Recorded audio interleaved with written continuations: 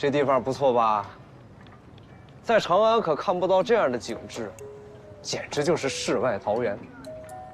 不过这世外桃源呢，也有一个缺点，没有阳光，没有阳光就没有庄稼，所以在这儿啊，米比盐还贵。哦，对了，这世外桃源还有另一个缺点，你见不着阳光，就不知道时辰，日出而作，日落而息，在这儿是做不到的。你做工的盐铺不是有盐子漏斗在计时吗？你怎么知道的？还有临街那几个店铺都有计时的漏斗。这你也知道？你是不是来过这儿？漏斗计时是曾在太学府吴仲恒先生布置的课业。我要是记得没错的话，你当时故意装病，没有把课业交上去。那你，哼，还在装呢。你店里那个漏斗，就是我的课业成果。我父亲当初设计这个藏水船，就是因为这里没有天光，才把东西搬进来的。既生我，何生去？哟，山珍哥哥，快看，谁来了？还能是谁啊？这不就是谢水追安吗？怎么这么冷漠呀？那许久不见。哦，我知道了，就是因为他先来看了我，对不对？劳你费心了，我们俩刚借完。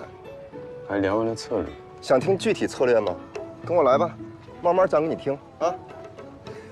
黑犬弟弟，你们什么时候说策？你才黑犬呢！小黑，滚！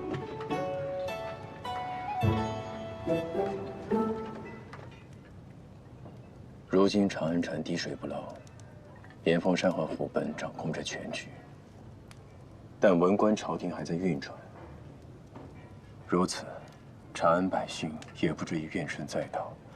城外萧阳的驻军已经被4镇节度使的兵力围困，但他们也不断粮，否则武阳军怕是会背水一战。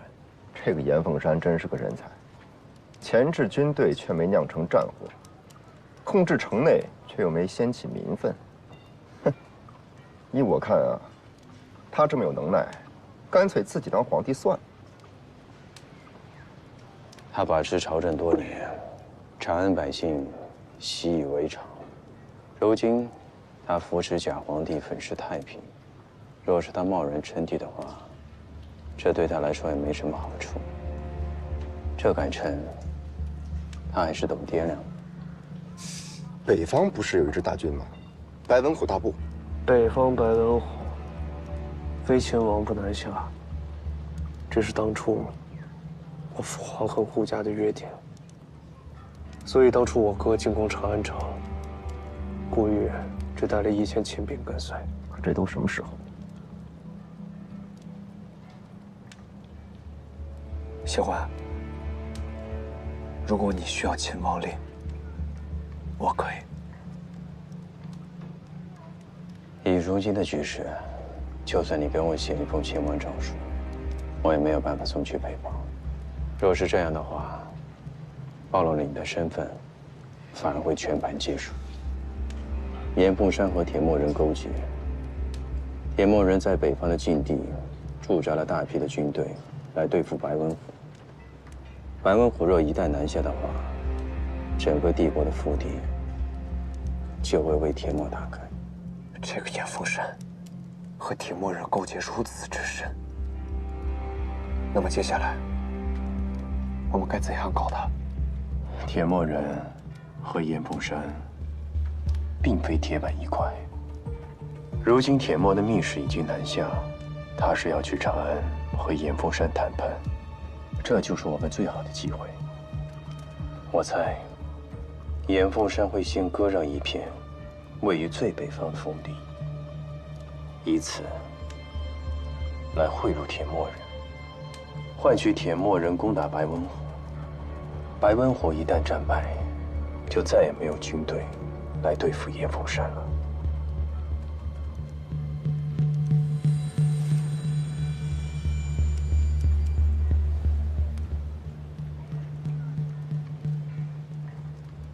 顾玉，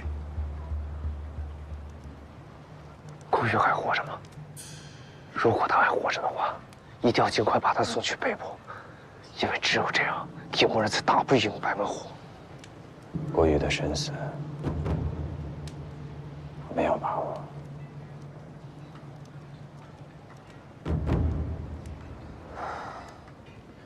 你哥哥呢？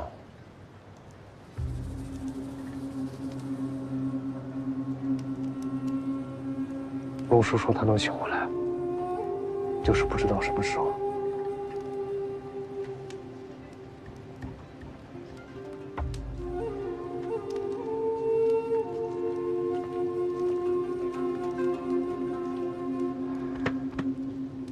我们被谁操纵，上演离别的苦痛，爱恨曾经汹涌，时光令一切成空，似乎应该忘记，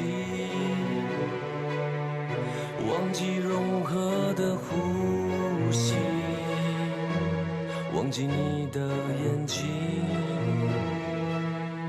超乎想象的美丽。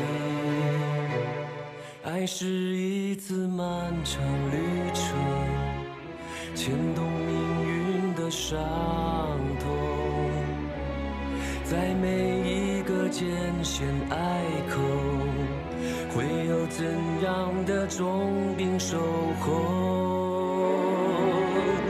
我们曾在风中约定，就在人海中相互找寻。若有缘千里再相见，死生契阔，与子成说。在余生的残酷岁月，你是我最温暖的执念。